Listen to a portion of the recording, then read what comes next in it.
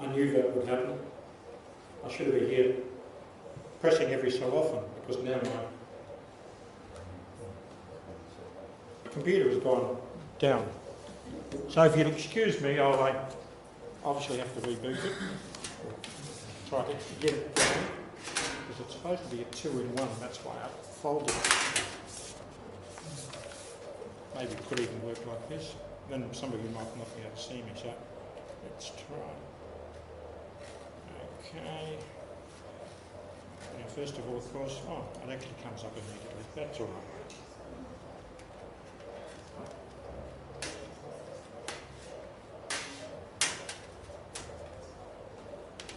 Sometimes I'm glad when we get... Yep, I'm right. Yeah. Two things at once. Yeah. Just scrolling upwards, that's not a problem. So thank you for bearing with me. As I was about to say, sometimes I think it's good that things like that happen, like even the wrong key for the song, because it shows that we're human and not everything that we do is perfect in any way.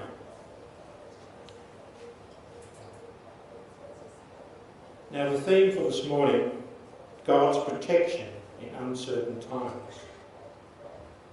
While I was researching to do the message today, I came across this particular story. A boy was given part of a Christmas play in his church. He was asked to play the part of Joseph. Now, the day before Christmas Eve, when the children were to perform the play, the boy became sick. His mother was very concerned about him missing the play. She thought it would be too late to get a substitute, and that his absence would ruin the performance. But the boy reassured his mother. He said, "No, they won't miss me if I'm not at the service. Joseph doesn't have any lines. Nobody pays any attention to him. Most people can't tell the difference between Joseph and the shepherds. It won't matter if I'm not there." Is there any truth in that observation the little boy made? Would we notice if he wasn't part of Christ's birth?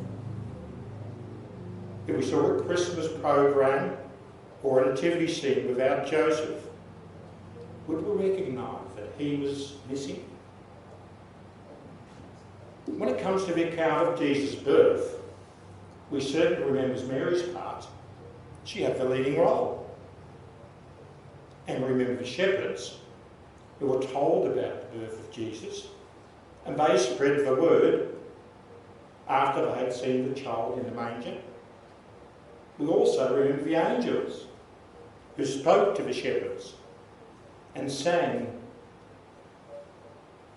And we remember the visit of the Magi who came bearing gifts to the newborn.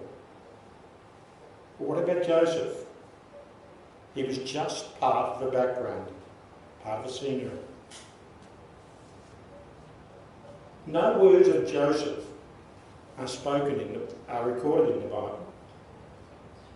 When an angel appeared to Mary and Elizabeth and Zechariah, they all spoke, made some sort of response to the angel's word. But Joseph seemed to just listen to the message given to him. In today's reading, Joseph plays the most important part. He's obviously a man of very few words, because he just listens, says nothing, but he's a great example of trusting in God's protective care. The other thing I find interesting is that Joseph didn't wait until the next morning. He got up immediately when given the message, in the middle of the night. We are told in the Gospel an angel appeared to Joseph in a dream. "Get up," he said. "Take the child and his mother and escape to Egypt. Stay there until I tell you, for Herod is going to search for the child and kill him." So he got up, took the child and his mother during the night and left for Egypt, where he stayed until the death of Herod. I have never had a dream that told me to flee in the middle of the night to save my family. But I've had what we might call premonitions, maybe caused by fear that has happened, or maybe they're just hoaxes. There has been no awful results as a result of them. And if things did not go well, if I made a particular decision, I did not hear a voice saying, "Watch out." I'm sure that you can all recall situations where it would have been good if we'd had a forewarning, which would have saved us pain and suffering. I had such a situation quite a few years back. I was riding my bike. It was wet. I was forced to put the brakes on suddenly, and the bike skidded, came from underneath me, and I landed on the ground with my hand first. And I broke my thumb. I think they called it a Hobson's break. I'm not medical, so I can't remember. But it was certainly painful and very awkward because it happened on the middle of the causeway. And nobody stopped to lend assistance, so all I could do was straighten the handlebars, hop back on the bike and ride home and then get medical attention. Now, I would like to encourage you to read the story in the Messenger, which takes up all of page 1 and half page 2, God on the Run, because of the flight into Egypt. It's a great story. So if you haven't already read it, please, when you get home, make sure you read it.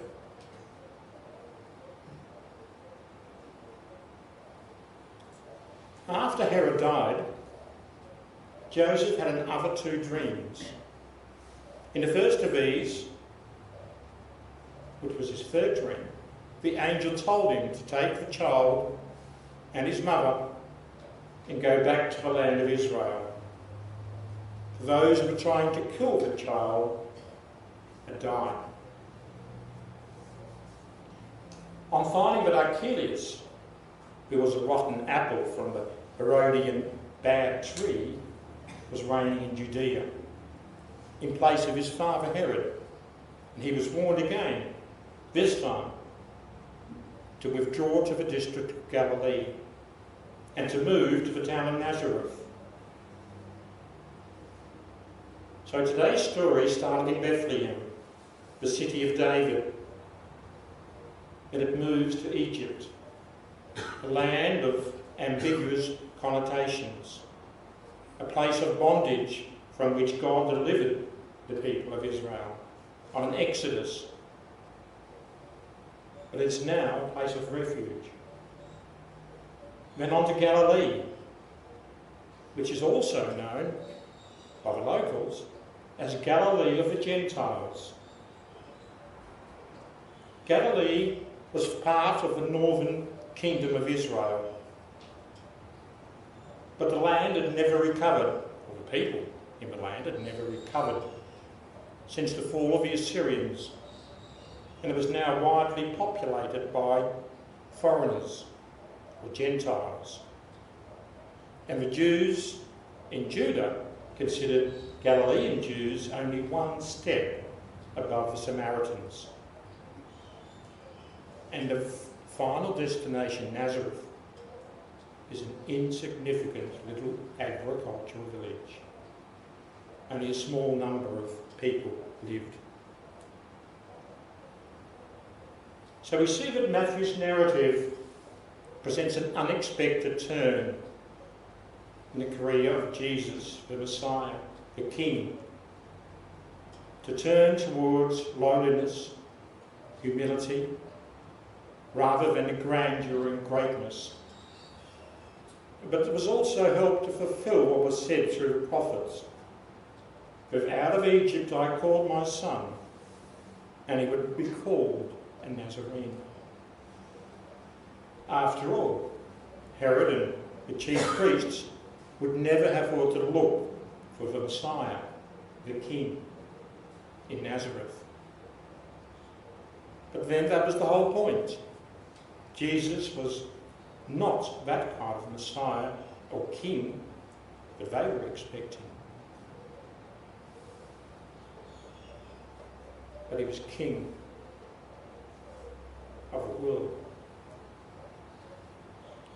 The forced travels of Jesus and his family provides us with a symbol of all of the refugees and oppressed people on earth. A terrible reality of life through the ages, and even more so today than ever before. But great many people in many parts of the world are simply at the mercy of political tyrants or unpredictable forces of nature that determine where, when, how and whether they will live. There are many refugees today. In fact, last month I was watching Speyers, program of the war in Vietnam. It was the last in the series, and I found it very moving, seeing the refugees from Vietnam. First of all, trying to flee the Viet Cong, and then trying to get onto boats.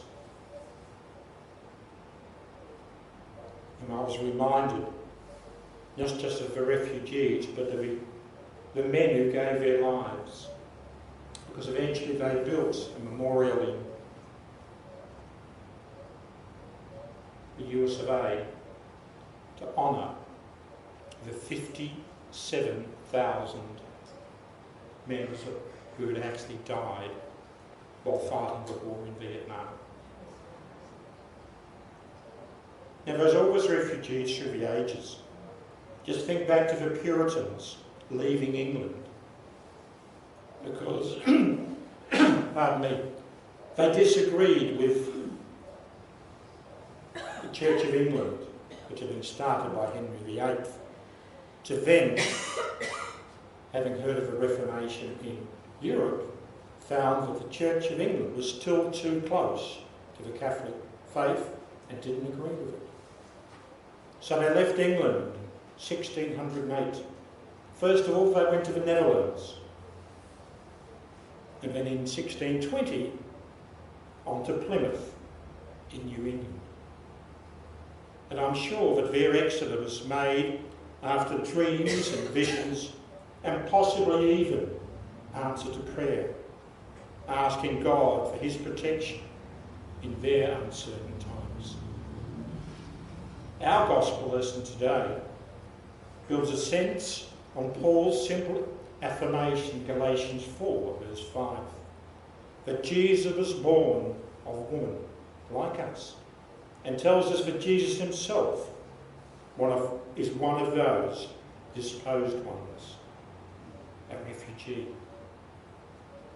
Perhaps we don't fully appreciate how significant it is that Joseph listened attentively to all the messages that the angels brought him. Think of what Joseph was told to do. Accept Mary as his wife. Flee to Egypt. Flee from Egypt to Israel. And in Israel, don't stay in Judea, but go to Galilee. These 4 messages from God, he trusted God explicitly.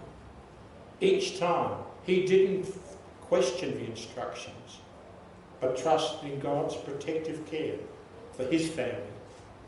Just like we need to trust in God's protective care at all times.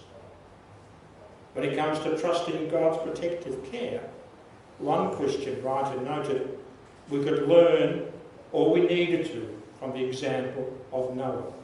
He wrote, "All I will ever need to know, I learned from Noah. 1, don't miss the boat." And I've added, don't be like the unicorns. 2, remember that we are in the same boat. 3, plan ahead. It wasn't raining when Noah built the ark. 4, stay fit. When you're 600 years old, someone might ask you to do something really big. Don't listen to critics. Just get on with the job that needs to be done. 6, missed 5, that was 5. 6, build your future on high ground. 7, speed is everything. The snails were on board with the cheetahs. 8, when you're stressed, float a while. Remember, the ark was built by amateurs, the Titanic by professionals. And 10, no matter what the storm, we are with God, there's always a rainbow waiting. On Tuesday evening at midnight, we will close the book of 2019 and open the book of the year 2020. Or as we're targeted to calling it, 2020. As we look back on the events of this year's horrendous fires and drought in Australia, we wonder what lies ahead. What will happen to us or to our loved ones? And some will be concerned with how the stock market goes, and the job market, and the price of houses. All of these things are in God's hand, and we are in God's hands. We are asked to serve Him in all that we say and do. He is to be our first priority, and obeying His word is the mission He's given us for the year. Perhaps the little boy who thought no one would miss Joseph in the Christmas program had a valid point. Joseph does not seem to be forgotten. Start that again. Joseph does seem to be forgotten on Christmas in the nativity scene. But Joseph stands as a shining example who listened to God's command and obeyed them. And may the Holy Spirit lead us with such trust in God's protective care, and may His precious word work in us, faith that listens and faith that obeys. Amen. Let us now stand and sing our final song, Not Afraid. And before we do that, I would like to thank Justin for selecting the songs for today.